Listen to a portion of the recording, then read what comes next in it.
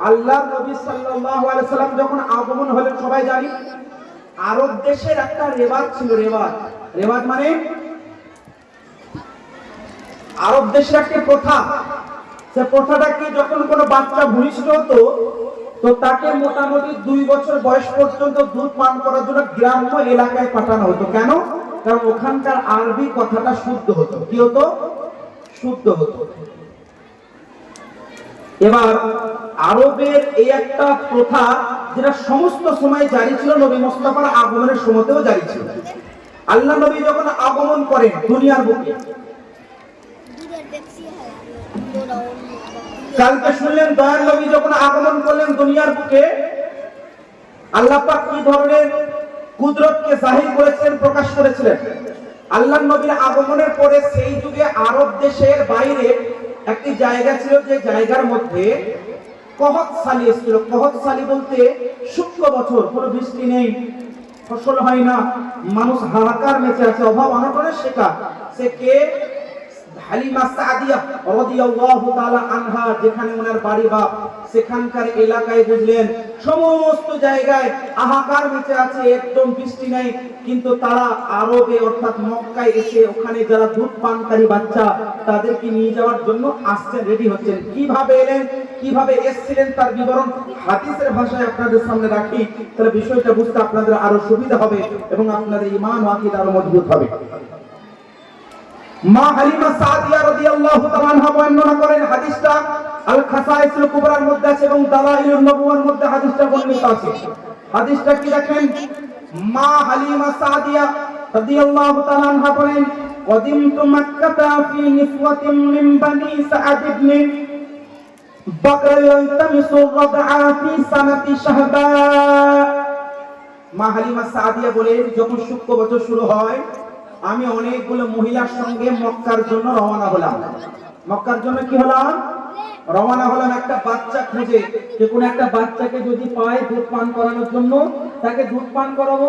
বাচ্চার যিনি বাবা মা হবেন তিনারা কিছু অর্থ দেবেন, অর্থ থেকে আমাদের সংসারও চলবে এবং তার মাধ্যম দিয়ে তাদের বাচ্চা আরবিটাও শিখে যাবে, লালিত পালিত হয়ে যাবে, দুধ পান করার বয়সটাও শেষ হয়ে যাবে, আবার পুনরায় ফেরত দিয়ে দেবো। তো উনি বলছেন আমি অনেকজন মহিলার সঙ্গে রওনা হলাম। এবার শুনেন, فقدمت على أتان لي ومعي صبي لنا وشارف لنا والله ما تبض بقطرة وما ننام ليلنا ذلك أجمع مع صبينا ذلك لا يجد في ثدي ما يغني ولا في شاننا ما يغدي। এটা শুনে না। মা হালিমা সাদিয়া রাদিয়াল্লাহু তাআলা আনহা বলেন, বর্ণনা করেন, আমি এমন এক মহিলা ছিলাম, এমন শুক্র বছর দিনের পর দিন, রাতের পর রাত ক্ষুধার্ত অবস্থায়, পিপাসিত অবস্থায় রাত্রি অতিবাহিত করতাম। আমার স্বামী এবং আমার একটি পুত্র ছিল। আমার পুত্র সহ আমরা ক্ষুধার্ত অবস্থায় জীবন যাপন করছিলাম। আল্লাহু আকবার, এমন অবস্থা হয়েছে আমার ছাতির মধ্যে দুধ ছিল না, আমার ছাতির মধ্যে দুধ পর্যন্ত ছিল না। তার কারণ অভাব অনটনের শিকার, বছরের পর বছর বৃষ্টি হয়নি, ফসল হয়নি। এমন অবস্থায় আমি মক্কার দিকে রওনা হলাম, এই আশা নিয়ে, এই কামনা নিয়ে, এই ভরসা নিয়ে যে মক্কায় কোন মালদার ব্যক্তির পুত্রকে আমি নেব, তাকে লালন পালন করে দুধ পান করাবো, তার মালিক বা তার পিতা মাতা আমাকে কিছু অর্থ দেবে, এইভাবে জীবন যাপন করব। এটা কে বলছেন? মা হালিমা সাদিয়া রাদিয়াল্লাহু আনহা। এই ঘটনাটা আপনারা অনেকভাবে শুনেছেন, ডিরেক্টলি হাদিসের ভাষায় শুনেন, মনটা আরো তাজা হয়ে যাবে। আর এই কথাগুলো আমার আপনার মা হালিমার কথা, যেটা প্রকাশ্যে আমি বলছি। বাংলা কিতাব থেকে পড়লে ওই আরবিটার বাংলা ট্রান্সলেটটা আপনারা শুনেন, এটা ডিরেক্টলি মা হালিমার কথা, মানে আরবি কথাটা আমার আপনার লেখা নয়, বা মা হালিমা যেটা আরবিতে বলেছেন ওই হুবাহু কথাটা শুনছেন।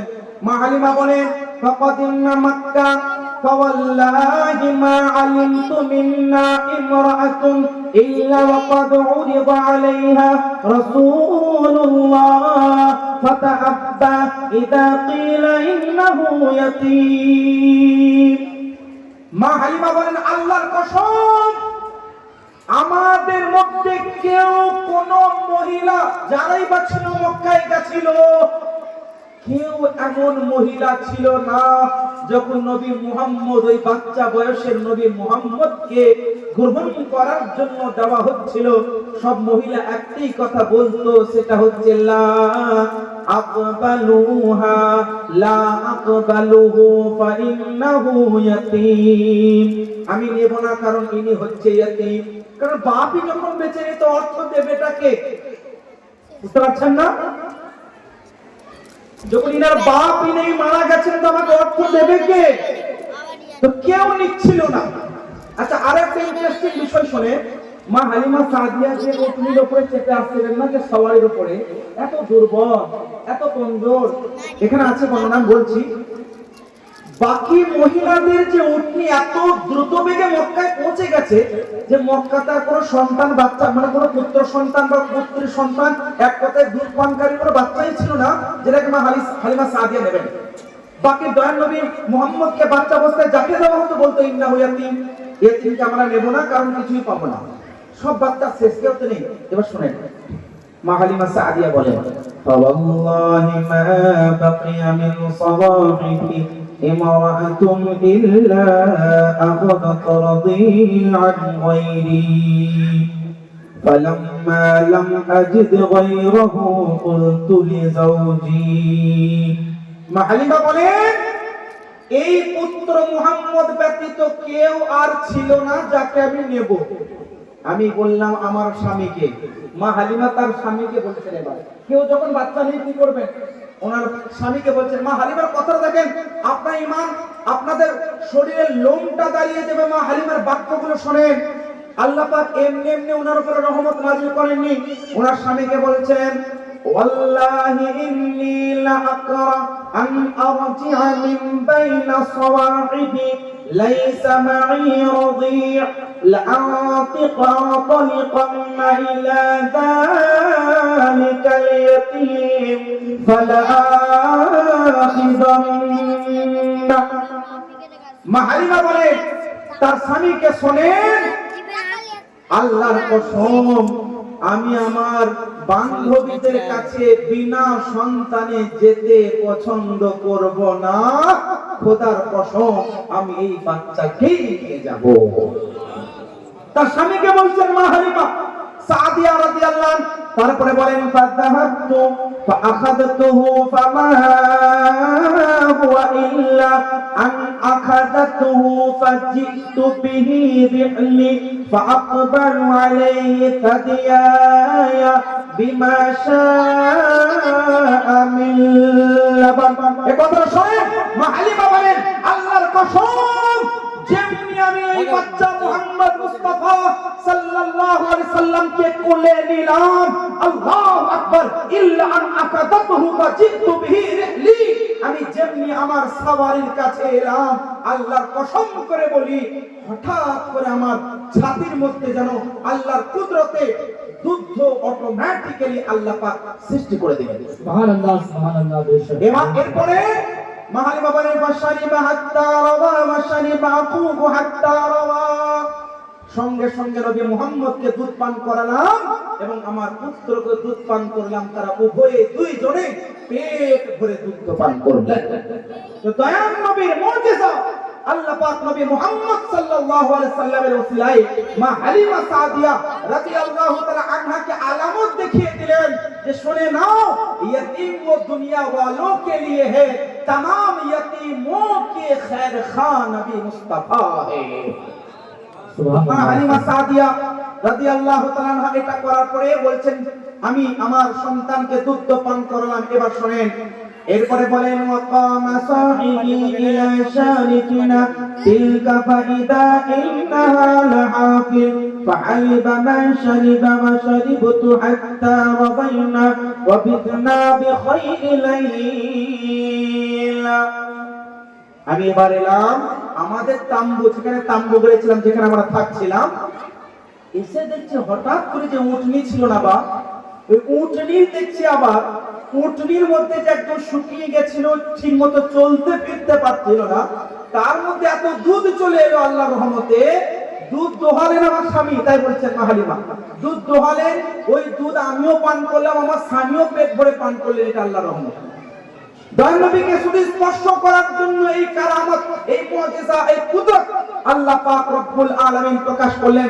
তারপরে মা হালিমা বলছেন কয়েক মাস পরে, একটা হাদিস এই হাদিস ছাড়া আরেকটি হাদিস এসেছে 2 মাস পরে প্রথমবার মক্কায় গিয়ে নবী মুহাম্মদকে কোলে নেওয়ার পরে পেট ভরে দুধ পান করে সারা রাত্রি আমরা ঘুমিয়েছিলাম আরাম করে।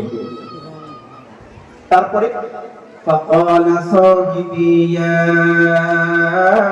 عليمة والله إني لأرى قد أخذت نسمة مباركة ألم تر ما بتنا به الليل من الخير والبركة حين أخذنا فلم يزل الله يزيدنا خيرا।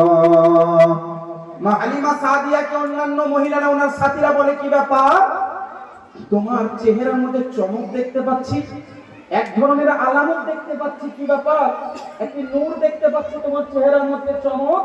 মা হালিমা বলেন তুমি জানো না আজকে রাত্রি খুব সুন্দরভাবে ঘুমিয়েছি পেট ভরে পান করে। এরপরে মা হালিমা বলছেন বরকতটা কমে যায়নি, মা ইয়াজিলিল্লাহু ইউজিদুনা খায়রা। সেদিনের পর থেকে বরকত বাড়তেই থাকে, রহমত বাড়তেই থাকে, আল্লাহ পাক আমাদেরকে দান করতেই থাকে। এরপরে শুনেন আমি সংক্ষেপে হাদিসটা শেষ করার চেষ্টা করি। মা হালিমা বলেন সুম্মা খরাজনা রাজিইনা ইলা বিলাদিনা ফাওয়াল্লাহি লাকাতাতু আতানি বিওয়াক্তি হাত্তা মা ইয়াতাআল্লাকু বিহা হিমার হাত্তা আন্না সাহিবাতি ইয়াকুলনা ওয়াইলাকা আহুদ্দি আতাবিকাল্লাযী خرجت عليها معنا فقول نعم। মা হালিমা যখন ওনার সাওয়ারির উপরে বসছেন এত দ্রুত বেগে দৌড়াতে লাগে। অন্যান্য মহিলারা আচ্ছা বলো তো তুমি যেখান বাড়ি থেকে বের হওয়ার সময় যে সাওয়ারির উপরে বসেছিলে ওই সাওয়ারিটা বটে তো? উনি বলছেন নাম, হ্যাঁ ওই সাওয়ারিটাই। এটা কার বরকতে? নবী মুহাম্মদ সাল্লাল্লাহু আলাইহি সাল্লামের বরকতে আল্লাহ পাক এই কুদরত দান করলেন, এই মুজিজা দান করলেন। এরপর শুনেন শুধুমাত্র সাওয়ারির নয়, এরপরে মা হালিমা সাদিয়া বলেন হাত্তা কদিমনা আরদা বানি সাদ, আমি যখন বাড়ি ফিরলাম, যখন বাড়ি ফিরি উনি বলেন ওয়া মা আ'লাম আরদাম মিন আরদিল্লাহ আজদাম মিনহা, আল্লাহর কসম আমি আমাদের মতো এত সুখী জায়গা, এত সুন্দর জায়গা মনে হচ্ছে পৃথিবীতে আর কোথাও নেই। মানে যেমনি নবী মুস্তাফা দাখিল হলেন পুরো সবুজ হারা ভরা বৃষ্টি হয়ে যেন একেবারে সারো শব্দ সাদাব হয়ে গেছে। আমি অবাক হয়ে গেলাম, আমার মনে হচ্ছে লা আ'লাম আরদাম মিন আরদিন আজদাবু মিনহা, এর চাইতে এত সুন্দর এত সুখী জমি মনে হচ্ছে আর পৃথিবীতে আমি দেখিনি কোথায়। কে বলছেন? মা হালিমা সাদিয়া রাদিয়াল্লাহু আনহা। এরপর শুনেন فإن كانت غنمي لتسرح ثم تروح شبع لبنا فنحن وماشيتنا وما حولنا أحد تبض لها شاة بقطرة لبن وأن أغنامهم لتروح جياء حتى أنهم ويقولون بعائم ويحكم انظروا حيث تسرح غنم حليمة فأصلحوا معها ويصرعون مع غنم حيث تسرح فيروحون أغنامهم جياعا ما فيها قطرة لبن وتروه غنمي شبعا لبنا। লম্বা একটা বর্ণনা দিলেন। মা হালিমা বলেন সবথেকে অবাক করা বিষয় কি জানেন, আমি যেমনি বাড়ি ফিরলাম এত তো সুন্দর দেখলামই, এরপরে আমার বাড়ির যতগুলো পশু ছিল ছাগল থেকে নিয়ে উটনি থেকে যা ছিল বাইরে যখনই চড়তে যেত না ঘাস ঘুষ খাওয়ার জন্য, বাড়ি যখনই ফিরতে একবারে পেট ফুলে একদম মনে হতো দুধ দোহালে কত যে দুধ বের হবে, মানে একদম বেরিয়ে। বাকি অন্যান্য ব্যক্তিরা বলতো কি ব্যাপার তোমার বাড়ির এত পশু এত দুধ এত মোটা তাজা কিভাবে সম্ভব?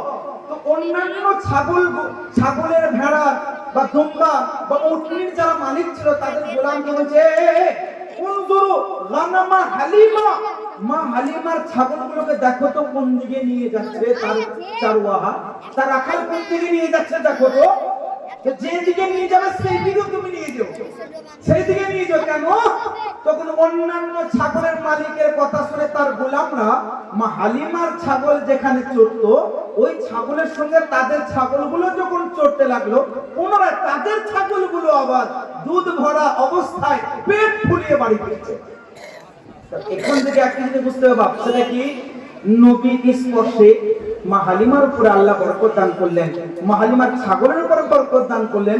আর যে ব্যক্তির স্পর্শে নবী মুস্তাফার সঙ্গে স্পর্শ হলো, ওর ছাগলের সঙ্গে অন্য ছাগল যখন স্পর্শিত হলো, আল্লাহ পাক কুদরতকে আরো বাড়িয়ে দিলেন। আজকে অনেকে বলে না, নবী মুস্তাফার রওজায় কেন যাও? মক্কায় গিয়ে কাবা ঘরে তওয়াফ করে নিলেই তো সম্পূর্ণ হজ হয়ে গেল। নবীর রওজায় গিয়ে কি লাভ? নবীর রওজা মুবারকে গিয়ে তো কোনো লাভ নেই। আবার অনেক সময় আমরা কি করি বলুন তো, রাসূল পাক সাল্লাল্লাহু আলাইহি ওয়াসাল্লাম চুল মুবারক বিভিন্ন জায়গায় কিন্তু এখনো আছে, বিভিন্ন জায়গায় এখনো কিন্তু আছে। তো বিভিন্ন জায়গায় চুল মুবারকের জিয়ারত করতে আমরা যাই না? আলহামদুলিল্লাহ, আমি নিজেও দেখেছি বিভিন্ন জায়গায়। তারপরে গাউসে আযম রাদিয়াল্লাহু তাআলা আনহুর কুতবা মুবারক, মানে বড় বড় বুজুর্গানের দিনে কোনো না কোনো তাবাররুকে আমরা জিয়ারত করতে যাই। তো অনেকগুলো করে কি লাভ? এগুলো তো জায়েজ নয়, এগুলো তো মানে আপনার কি লাভ হবে? এইটা লাভ, সেটা কি? নবী মুস্তাফার মুবারক জিসমের সঙ্গে যে জিনিসটা নিসবত হয়ে যায়, ওই জিনিসটা বরকত যুক্ত হয়ে যায়। তার বিবরণ হাদিস থেকে পেলাম যে মা হালিমা সাদিয়া দয়াল নবীকে কোলে নিলেন, তার বরকতে মা হালিমার উপরে বরকত নাজিল হলো, তার ছাগলের উপরে বরকত নাজিল হলো। অন্যান্য ছাগলরা মা হালিমার ছাগলের সঙ্গে চড়ার কারণে তাদের ছাগলের উপরে আল্লাহ বরকত নাজিল। এটা হচ্ছে দয়াল নবীর বরকত। এটা হচ্ছে দয়াল নবী সাল্লাল্লাহু তাআলা আলাইহি ওয়াসাল্লামের বরকত। তো দয়াল নবীকে যখন মা হালিমা সাদিয়া রাদিয়াল্লাহু তাআলা আনহা বাড়ি নিয়ে এলেন, তখন থেকেই বরকত এবং কুদরতের সিলসিলা জারি হয়ে গেল। বলুন সুবহানাল্লাহ। এটা আমাদের ঈমান, এটা বিশ্বাস। আমরা নবীর মুহাব্বতে, নবীর প্রেমে এখানে বসে আছি ইনশাআল্লাহ। কেউ এখানে অভাবী আছেন, কেউ ঋণের বোঝা নিয়ে আছেন, কেউ হয়তো কর্জের বোঝা নিয়ে আছেন, কেউ কন্যা দায়ের জন্য চিন্তিত আছেন। মনে রাখবেন, আল্লাহর রহমতে, নবীর খুশিতে, নবীর সিরাতে, বরকতে আল্লাহ পাক আমাদের সকলের বোঝাগুলো কিন্তু আমাদের দেহ থেকে নামিয়ে দেবেন ইনশাআল্লাহ।